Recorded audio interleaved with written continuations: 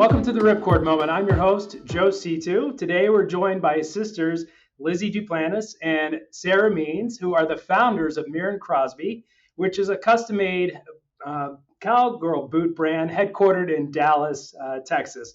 And it's inspired by their experiences growing up on their family ranch and then later working in New York City. So ladies, I'm so excited about our conversation today, hearing more about your backgrounds, how you made it into the fashion industry, and where the sort of the trajectory of your company is going,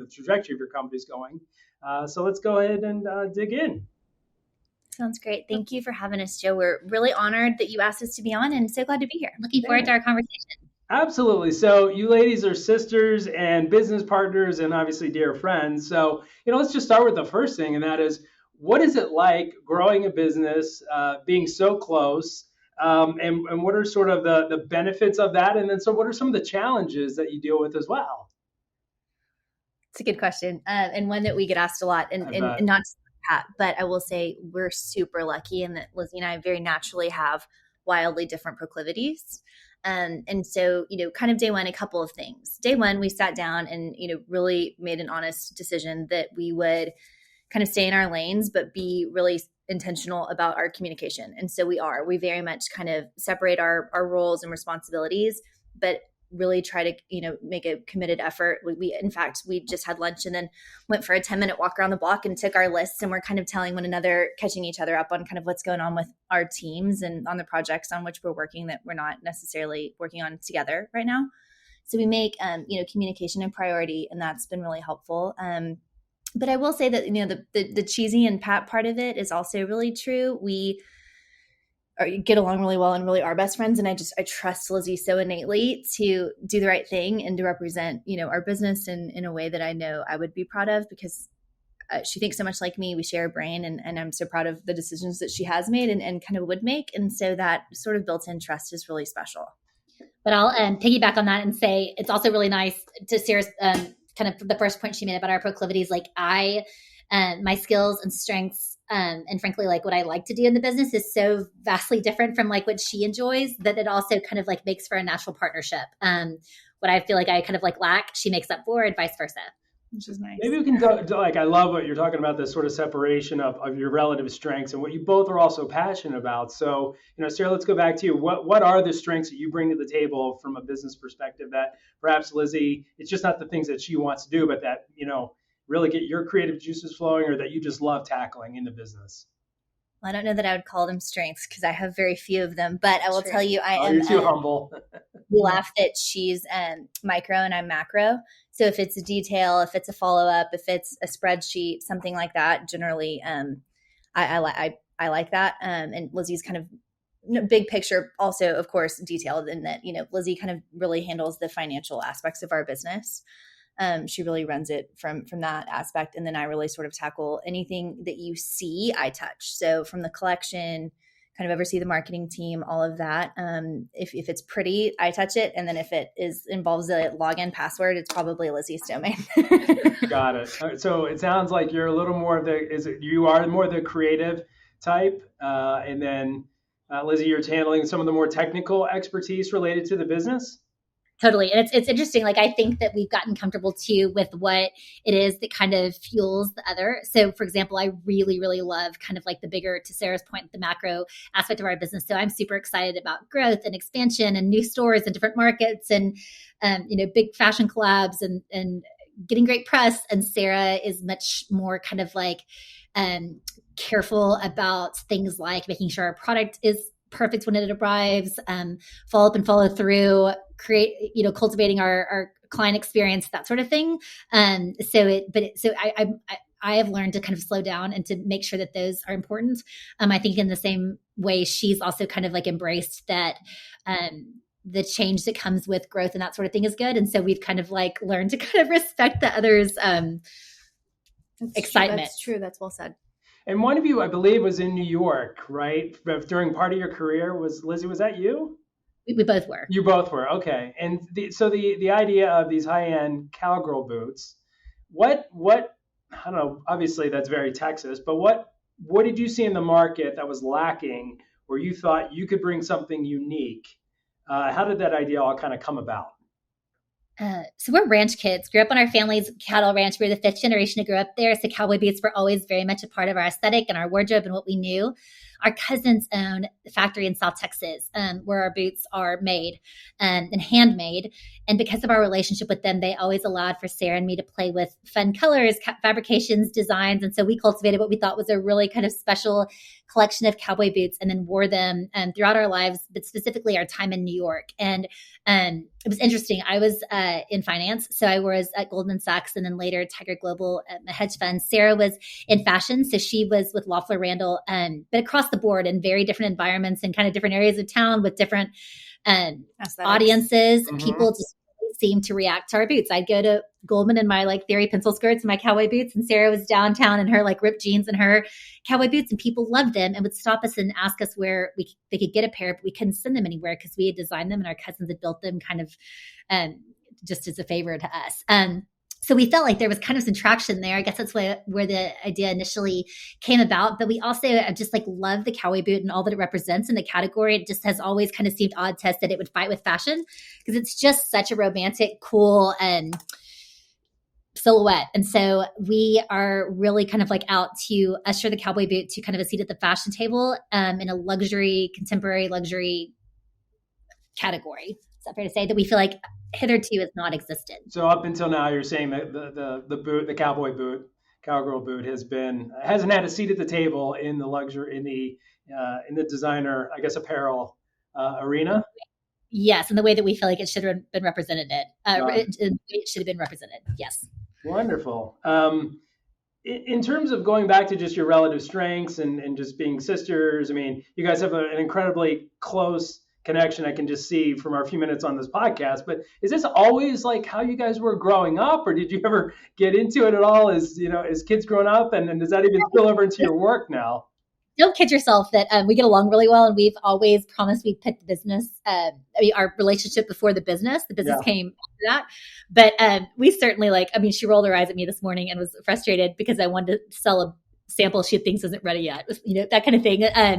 But we have our tips and we have our moments. I mean, we're certainly people, but at the end of the day, my relationship with Sarah is the most important thing. And I think that we've really, to Sarah's point, I think that so much conflict can be alleviated by a really firm communication style and a kind of a dedication to what Sarah I feel like when we talk and when we're honest with each other, when we air our frustrations, that the resentment dwindles. And so I think out on the table when these things come up, you don't let it fester and resentments to build and 6 months go by where you're just still irked over a conversation from 6 months ago.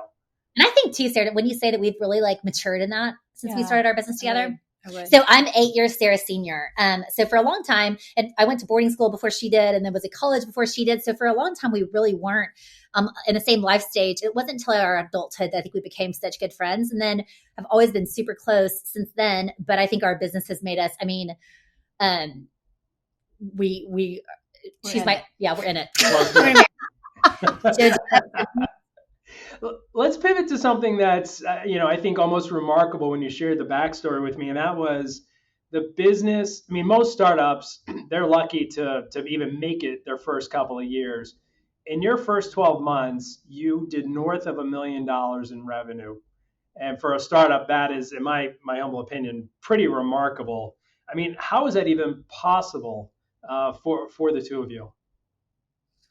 I feel like we are focused on a very, very niche market and have really elevated it in a luxury category, which hasn't been done before. So I think that the answer to that is that it was just such a anomaly until now. And I think that the unique aspect of our designs being relative in a fashion arena, but also so beautifully done and handcrafted and that sort of thing, kind of laid the groundwork. And then we are based in Dallas in Highland Park Village, which carries its own cachet. It's a really luxury, one of the nation's most luxurious shopping centers. Okay. And I think sitting there has also kind of legitimized us. What would you add to that? Agreed. And then, I think we were very luckily, I'm not taking full credit for this, but we were really intentional about kind of the way that we bankrolled that first year. Okay. What am I trying to say? Yeah. Bootstrapped. We bootstrapped it, but we also really watched our pennies in a big way, and made kind of some sacrifices. Never about products, but for example, our store is actually upstairs in the shopping center, so it's on the 6th floor. It's a beautiful outdoor shopping center, but it's a 490 square foot store on the 2nd floor. So we obviously got a break in rent, but the gamble there was that what if it wasn't a success, we wouldn't have gotten great walk-in traffic. Well, Sure. we kind of played that and it worked in our favor. Do you know what I mean? We made some what ended up being smart decisions that worked in our favor, but so a lot of it was luck. No, it sounds like, you were very, very thoughtful. I guess to just go a level deeper though, to get that much traction, to attract that many buyers within just starting out your business, I think, how were you able to do that? Were you, Yeah, go ahead. No, I'll answer that. I also think that there's like an authentic component to our brand, and we kind of like bought in and went all in on brick and mortar at a time when I think people were kind of like thinking we were crazy for doing it. But we decided that like the experience of our brick and mortar was going to be really, really special, and that all of a sudden it was going to be a buzz, and that people were going to want to come in and like meet us, see the product, hear about how the product was made, have a ranch water, all the things that have kind of like cultivated a really special and specific and very unique experience. And I think that the experience and the authenticity is also really kind of like solidified us and helped to propel those sales and eventually the success that came with them. Okay. So it sounds like what you're saying is you provided such a unique client experience that people couldn't help but tell their friends about you, the brand, the boots, the whole thing. And we spent a lot of time thinking about how to marry retail and experiences. So, there's a study that came out recently, or 10 years or something ago, that, college kids when they graduated didn't want a fancy watch. They wanted to go take, cooking classes in the south of France for a week, or go skydiving, or, even you'll see it now, like the big gifts for the year are things like masterclass, rather a Peloton, something that is an experiential element to it rather than like a great piece of jewelry. Not that you can't do it's funny. In certain, especially for kind of certain generations on experience. Yeah. And so we try really, really hard to marry an amazing experience with kind of our retail. I'm reading a book called Die with Zero. And it was actually an energy trader. He might have been out of Texas, but he talks about experiences. And I know it's something I think in the last, decade or so that's really become more meaningful for millennials, Gen Xers, very different so than the baby boomers who, love them. But I think they were much more into things. I see it with my parents, with my mother-in-law who lives with us, and I love them. But it's a different, you're right. I think your marketing around your product with the experience sounds like it was a genius move. So I love that. And then what it ultimately led to, from what I understand, is, you guys were featured in some pretty impressive publications very early on. Maybe talk a little bit about what that was like, how you got recognition. What was that like? Sure. So credit where it's due. We, again, kind of to my point about cherry picking, how we spend our money and allocating our resources nimbly, we partnered with a really amazing PR firm. PR, obviously public relations, but there's, kind of two schools of thought. One is that you do a big advertising push, and then one is that you do more of a PR push. And a PR team, rather than spending your dollars on making sure that you have a glossy ad in a magazine or a billboard or a radio ad or something, a PR team basically pushes kind of your story to journalists. I'm wildly dumbing that down, but just to make the distinction. And so we worked with a great PR firm out of New York who, took a chance on us and really helped kind of get our story out there. And so credit where it's due, they were an amazing partner. But again, kind of to Lizzie's point, I think the authenticity and the niche nature of our product made it something people picked up. So we did have some amazing features, Vogue a couple of times, Elle, Vanity Fair, the list goes on. And it was such an honor, but it's fun. It was really fun. And we learned a ton. And honestly, I'm so grateful for that, because it's really validating for the collection and for the product. And we, obviously at the end of the day, it's really hard to not to be a cowboy boot brand if you're not selling cowboy boots. And so to us, it's validating that, customers love it and that journalists love it. And we're super grateful that the response has been as strong as it's been. So how do you stay, I guess, balance the recognition with staying humble and not letting your head get a little too big when,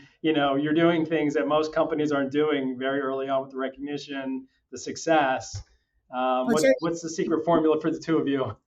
Just be business partners with your siblings. Nobody keeps you more humble than your siblings. Well, okay, that's a good point, right? They keep you down to they'll, if you get a little too big for your britches, one or the two of you put each other in their place. We don't kid ourselves that we are truly so grateful for the response. People have been really kind. People have taken a chance on us. And I feel like it's our job to turn around and do the same. We've also worked so hard. I think if you really, this sounds, I'm not trying to be Sunday school about it, but I mean it. If you believe in the brand and believe in the product, there's so much that's just that's half the ball game, And I think that Sarah and I felt so strongly about our product and how beautifully it was done, how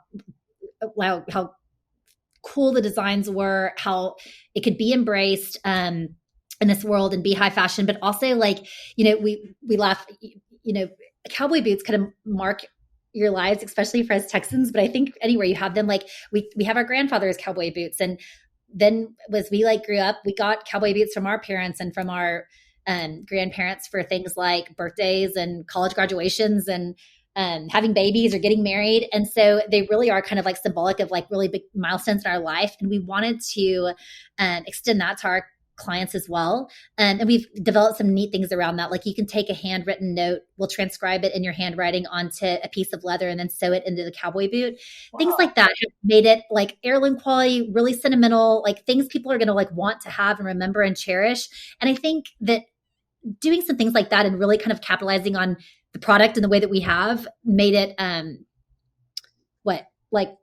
Well, yeah. and to Lizzie's point, I think too, we would be nowhere without the people that really matter, and that's our clients. We have truly the world's best clients, and we're so grateful to to all of them, for just trusting us and allowing us to kind of be a part of their worlds. I'm never kind of not thinking about how humble we are by that. Well, you said something that just really resonated and struck with me because I have not spent much time in Texas. I can't say that I have a really good cowboy hat, but I don't have cowboy boots. But, the culture of Texas and what it means and what you're saying is these are, they're family heirlooms. They have memories. They're marking certain mile markers in people's lives. There's just a lot more to it than from an outsider looking in thinking it's just a fashion element. And so it sounds like you've really tapped into that and have taken it to such a higher level that it's connecting with people viscerally on a level that is tethering them to your brand. Yes. And I just love what you guys are saying. That's phenomenal. Maybe we can kind of take that to the next level, which is you're now at this you're continuing to grow. You're at this inflection point where you're trying to take the company even bigger. And I think you've got something like 14, part-time employees, a handful of full-time employees. You think that 2023 is going to be, you want to continue to grow the company and grow your team more. What is it you look for when you're hiring new teammates to come on, come be a part of your company? I feel like we kind of knew going into 2023, this was going to be a leveling up year should we choose to grow this business. And so you kind of have to decide to be all in. And so we are fleshing out our team now and really making some investments in people we feel like will move the ball forward in a really major way for us. So we're, in fact, to the extent that we're hiring a C-suite, an executive team that will eventually, of course, report to Sarah and me, but people that have really, really neat industry experience and we feel believe in the brand and are excited about the brand. And so it's a tough place to be in so many ways. It's really exciting, but it feels like big change. I feel like we're going a little bit from how would you say this? Like a family to a sports team. Yeah. Right. You know what I mean? You're going from the minors to the majors here a little bit. Well, and there is a certain element of handing somebody your baby or showing somebody under the roof of your car. And It's just Well, Lizzie said that so eloquently. She said, we're really looking for some people with amazing industry experience. And I think getting really comfortable with being the dumbest person in the room has been my challenge for 2023. Right. Very much are. No, I don't mean that, but no, I understand. I think, it's exciting, but we also, Sarah always says, tell me about the healthy, changing, growing things. Oh yeah. Somebody told me one time that healthy things grow, growing things change, and change is good. And we're committed to that this year. But to Lizzie's point, really laying a strong foundation, really kind of intentionally kind of cherry picking some people with some amazing experience and that love the brand. And I think, you can teach people a lot of things. What you can't teach is like passion and work ethic, and how to be nice to people. And that's really the other things we always look for. So those are it sounds like you're saying those are core values that obviously you have as individuals, but that you're infusing into the company, and you want to make sure that those you bring on board share those values. And it's not taking long to realize, and this sounds so obvious, but as you put people in place that they kind of bring teams with them, and so that all trickles down. So making sure you're really, really intentional in the hires, especially up top, I feel like is a big move for us. But that, and then kind of getting to a place where we can scale our products substantially, and then looking to expand into other markets. That's kind of 2023. So it's already been a little bit of a whip of a year, but it's exciting. And so give us a preview when you say expand into other markets. Is that outside of the United States, or is that different products beyond the boots? More different markets within the United States. Okay. We're actively working to open a third brick-and-mortar store in 2023. So we're kind of in the midst of doing a big market study on what that might look like. We're super excited about that being actually a real possibility for Q4 of 2023. Nice, right? Because you're in Dallas right now, and I think you're also in Aspen, Colorado. Correct. Yeah. So you're saying a third store within the United States. Yes. Oh, wow. Well, good luck with that.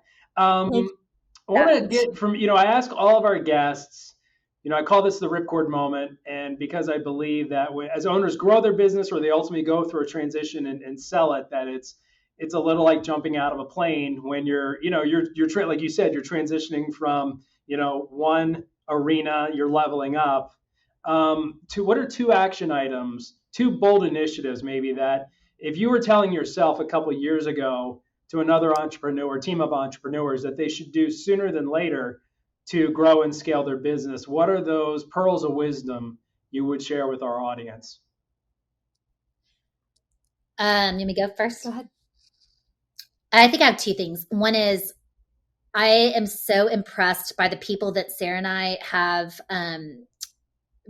We've asked around and done a lot of searching, but have found some people that kind of back to hiring executives that have experience that we don't, that believe in our vision and that align with our vision, and are getting them on board. And it's totally changing the game. It's really exciting. So I think, one of two things: either finding people with experience to come help you, who are passionate about it, who believe in it, and who are going to align with your vision as a founder, is so important. And whether or not you're at this point where you can make those hires, start thinking about them. Okay. And then I would say too, your network, I think that we have been able to avoid some major heartache and probably some tough financial situations and that sort of thing by tapping people that we respect and that we admire, and finding mentors and asking about their experience and what they wish they'd known.